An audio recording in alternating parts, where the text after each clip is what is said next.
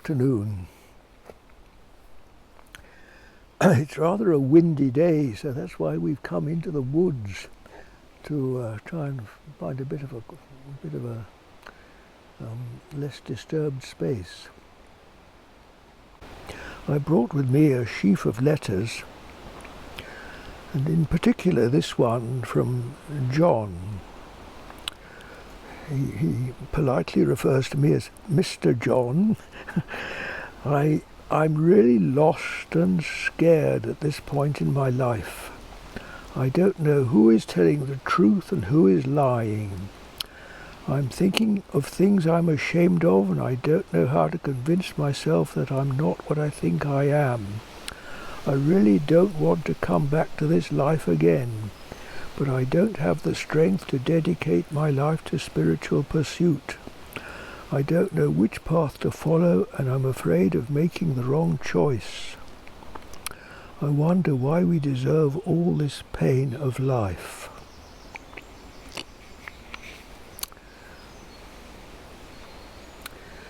My dear John, and all those who feel something in common with this, Phil was just telling me the proportion of young men who contemplate, even if they don't actually go as far as committing suicide. And I believe that in America, 16% of college students contemplate suicide. And here in England, 1/3 have some sort of serious mental disturbance. But let me just focus on this young man, John. Dear boy, I suspect you've bitten off more than you can chew. You asked me many questions that I hardly know what the answer to them is now at this time of my life, let alone when I was your age. So I suggest you close your books, you turn off your computer, you stop looking at clever gurus on YouTube. If you've got a park nearby, go out for a walk, or at least look out of the window. Feet on the ground, use your common sense, and don't trust people, even those who appear to be wise and able to answer these sort of questions. Come back to common sense, my dear.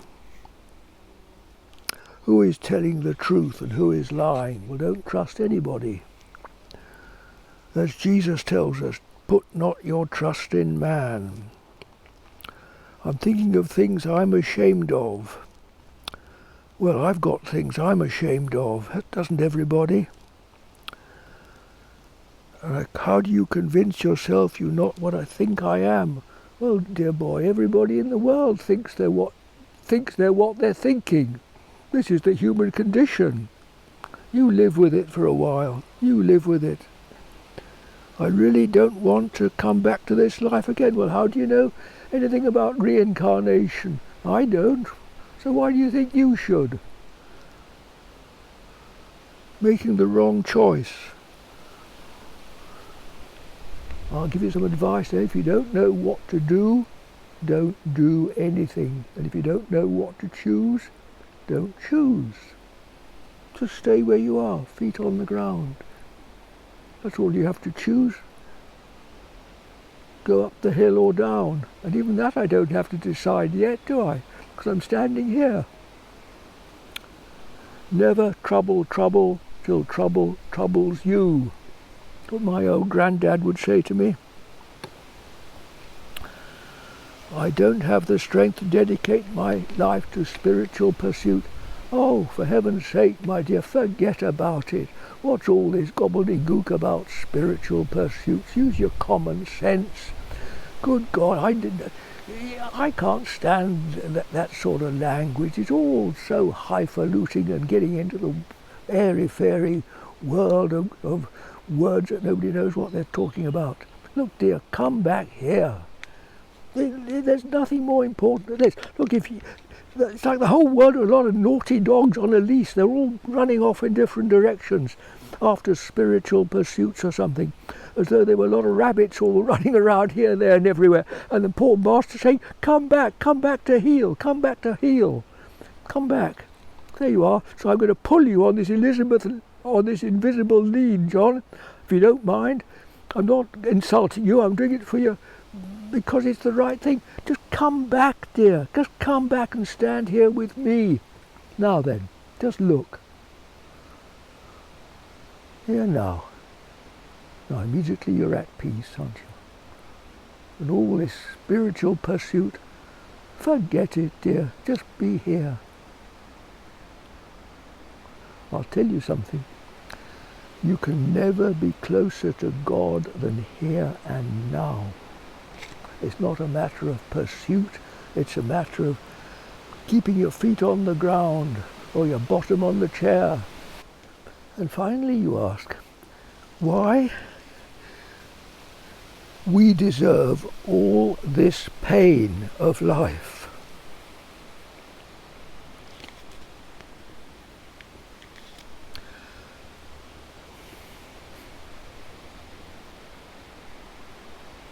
I wonder if you saw the last video we made, which we called Why Are We So Unhappy?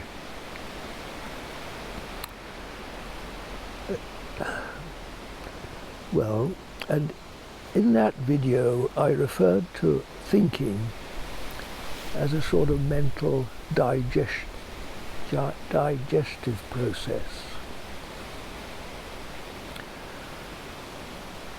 Now, you know how if you eat a lot of junk food, you're going to get tummy ache and not feel very well, get indigestion.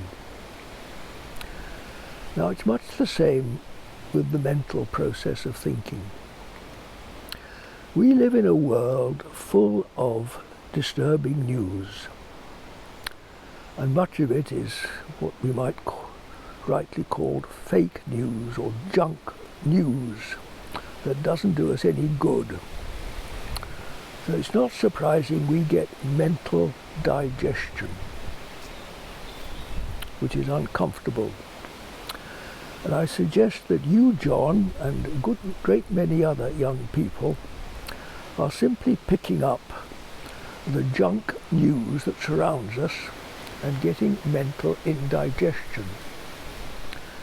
And then you're getting upset about it and thinking, what's wrong with me? Look, dear friends, there's nothing wrong with you whatsoever.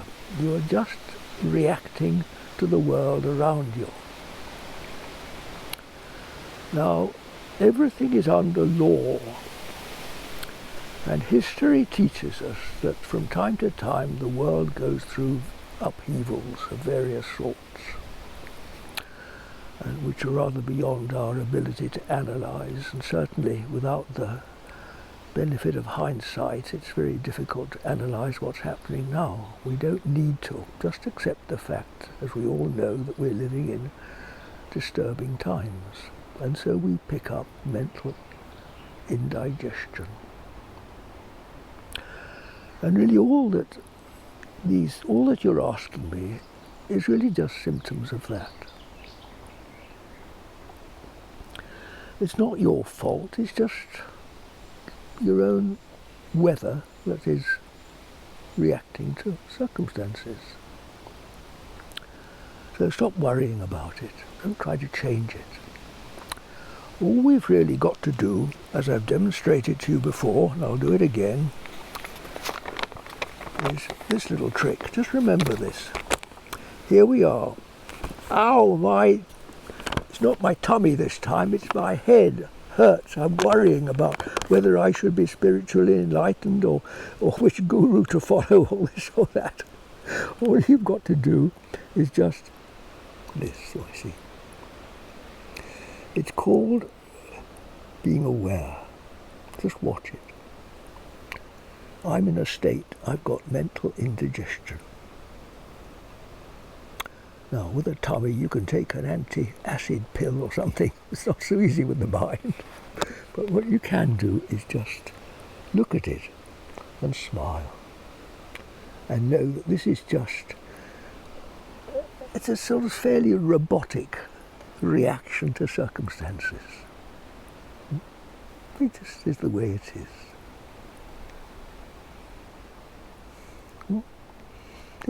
If 1/3 of young people are in some sort of diagnosable mental condition, why should you be any exception? We all pick it up from each other. And for the more serious-minded of you, just consider this question that has puzzled people through history. Why was Jesus crucified? Now then, religion tells us to bear our sins. Now you... All right, my dear. We're going to have to play Come on, love. Thank you. Thanks, love. Oops, so there's it, two of Thank you. you. Any more? That's it. Thank you.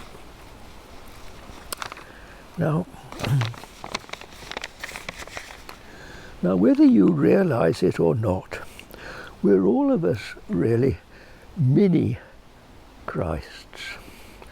And we're all bearing part of the sins of the world. Now, the sins of the world are what's wrong with the world. So we're all carrying part of the burden of the world's problems and suffering for it. There you are. Now, some carry much and some carry little.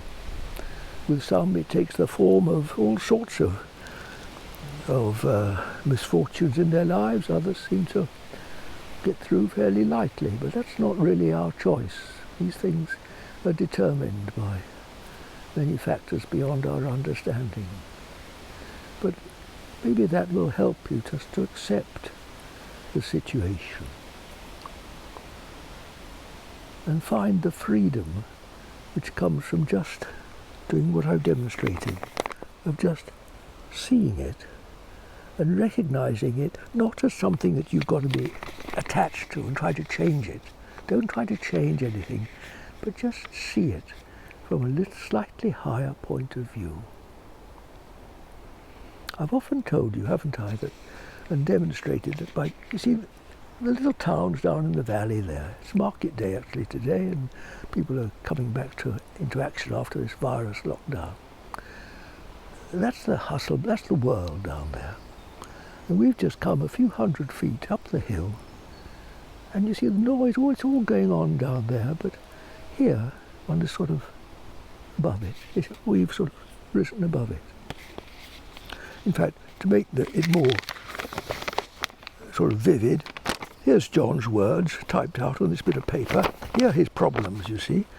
And all I'm doing, I'm not trying to answer the problems. We're not trying to sort of, use my encyclopedia to talk about reincarnation and all these difficult questions, or be spiritually enlightened. All I'm doing is just that, you see.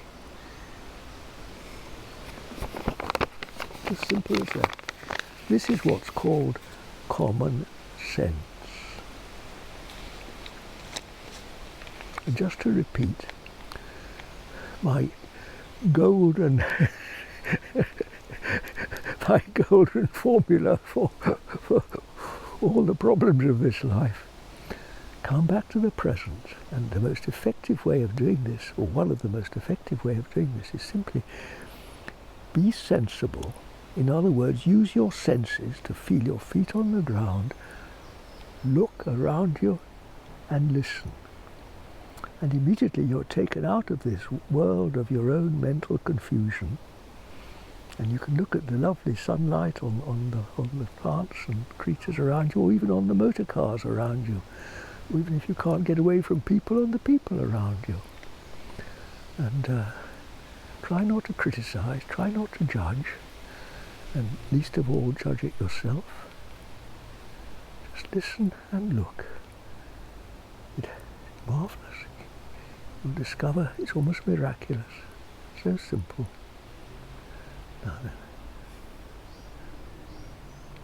all things will happen in their right time.